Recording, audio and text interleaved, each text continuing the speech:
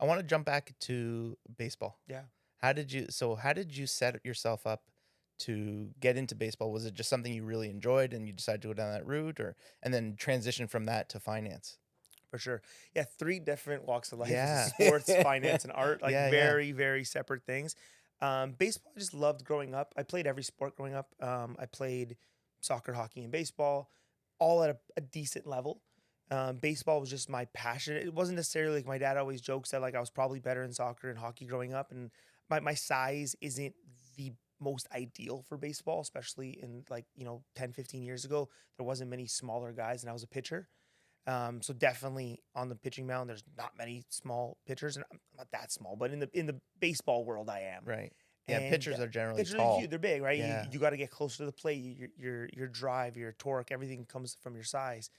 And so again, growing up, baseball didn't even seem realistic, Yeah. right? It was like I was gonna have an uphill battle my whole entire time.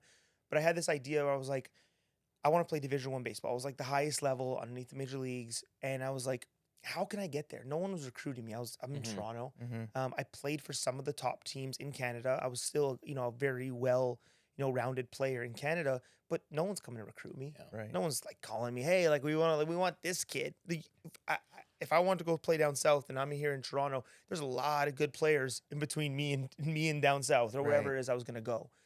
So I thought of this idea. I was like, let me email. And this is like one of the first entrepreneurial creative things I did. I Wow. was like, let me email all 306 Division 1 schools Wow. and just Wow. and see what happens.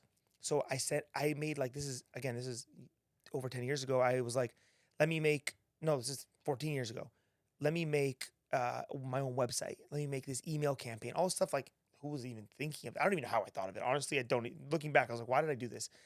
And I sent it out to all 306 schools, and to my surprise, nobody responded. Zero.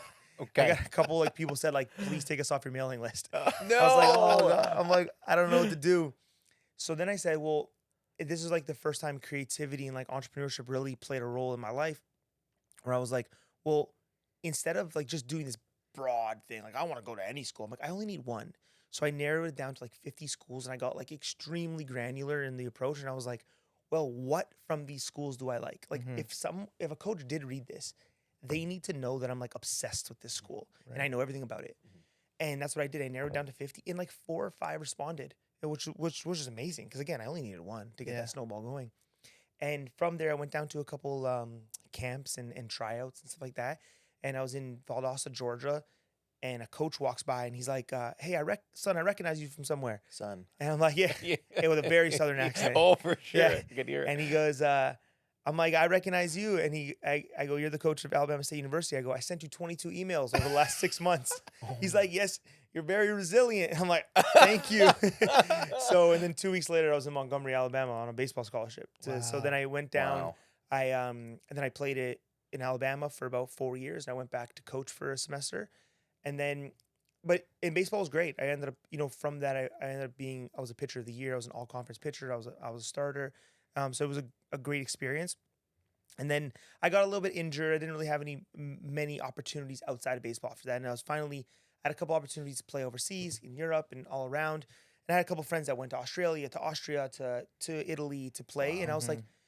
I have these same opportunities, but I was also like, I just graduated a degree in finance. Right. And that was the second transition where I was like, well, I've been with my wife now, but we've been together since high school. Okay. And it was also like, I want to get home. I've been living in Montgomery, Alabama. I want to get home and potentially start this, this life. Yeah. And so then that's when I graduated and came home to Were you start the work. only Italian in Montgomery, I Alabama? There was one other. It was a girl who played on the soccer team. So yeah, she was from Hamilton. Oh, really? Yeah. Jeez. But yes, there was not many. Yeah. I was the first Canadian baseball player ever to go to Alabama State. Wow. Which is cool. There was a couple golfers, couple track runners, and a couple soccer players. But Yeah. I was the first baseball player, which is funny. What do you think? What do you think was the biggest lesson you learned out of that transition Into baseball or out of baseball? into baseball? Into baseball. Yeah. It was that, focused resiliency can get you somewhere. Right. Like I had one singular goal, especially when I'm looking back then, like how simple life is. Of course. Anytime we look back 5 years, 3 years, you're like, oh man, times are simpler then. But when you're in it, it feels horrible. Right. Like I can just rewind 3 years from today. Yeah. Never mind 15 years. Like 3 years from today, I'm like, wow, my life was a lot simpler then. Right. And then you when you keep doing that, and you actually look back and take those lessons, you're like, wow, like if we just take the lessons that how we got to today, which is being resilient, Mhm. never giving up, Mhm. trying everything that you physically can, and focusing on one thing, we can truly get to anywhere in life. So Mhm. that was like the biggest lesson that I learned from that, like many, many years ago, was like I had one goal: get to school. Yeah. Like just get it. I didn't apply anywhere in Canada. I was like, I'm playing Division 1 baseball. And it was one singular goal, focused on it, and gave myself enough time. And enough time is all relative to the human. Like that can Mhm. mean 1 month, could mean 6 months, could mean 6 years. Right. Right. And that's a big thing for entrepreneurs to understand, that Yeah. Yeah. nothing happens right away, as you guys know. It's huge. And I Slow think moving. it's slow moving, and that's one of the biggest, feedback points we hear from the guests is it's very slow moving. And you and I have shared the downs Oh and my the gosh, slowing. yeah. It's like right now I'm going through something. It's crazy. Yeah. Should have been opened a year ago. I'm not. I'm opening a business in the US and Florida. Oh, nice. And it's just one thing after the other, but it's that resiliency. It's the motivation to push yourself to continue to go, because people would give up. Yes. And I think that's the biggest Well, thing. people do. We live in this instant society now where it's quick. I want it now, but well, what's your plan? Put Yeah. it together. Look at the downhill valleys in between, but realize those valleys are actually going up. Yeah. So Even if it's just 0.5% better every day, and Right. moving One- towards your goal. Like people don't understand the ups and downs of entrepreneurship, truly. Because everything always is good on the outside. Yeah. And even I'm a very, very positive person. I genuinely believe everything's always going to work out. Mhm. And that's against what's the truth. Like that's against the reality. Yes. But I'm convinced myself, even in the worst times, what's the life nothing- lesson? What are you learning from it? exactly. Yeah. Nothing Yeah. could be working, and everything's against you. Yeah. And like you got clients that owed you money. You got this going here. This project's not working through.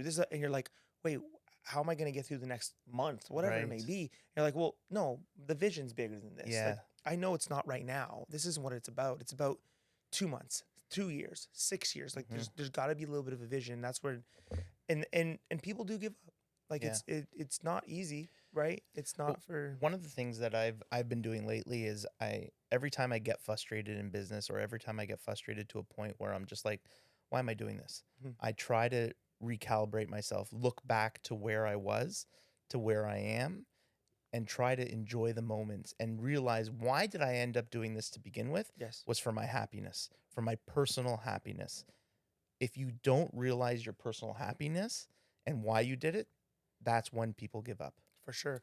That's a- when people are like, fuck this. I'm out of here. Yeah. I'm done. This is too hard. It's Yeah. literally a life lesson. I'm reading the book The E-Myth right now by Michael Gerber, and it's one of the very first values is when you're in that moment, do exactly what you did. Yeah. Stop, pause, reflect on why you're doing what you're doing to get ahead. That's going to Yeah. make you the incredible entrepreneur that you aspire to be. No, it's so important. And one of the biggest things that I do is like if I'm in a situation like that where I'm uncomfortable, things aren't going my way, I usually look back 6 to 8 months and I go, what was I doing 8 months ago? Right. And I can absolutely guarantee it wasn't much. Right. It wasn't enough, or it wasn't in line with the values, and it wasn't in line with the vision that I wanted to where I wanted to be.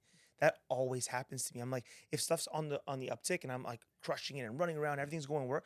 I look back 8 months, I was like, I put in the work then. Yeah. And if you look at it in these little incremental 6 to 12 month blocks instead of like a whole lifetime, or if you look at it in just this moment, my life's crashing for argument's sake, you're like, you'll never get out of it. But if you actually just look back and be like, oh, the steps that I took back then got me here. Let's just replicate that. Yeah. Let's replicate these good actions. Yeah. Yeah.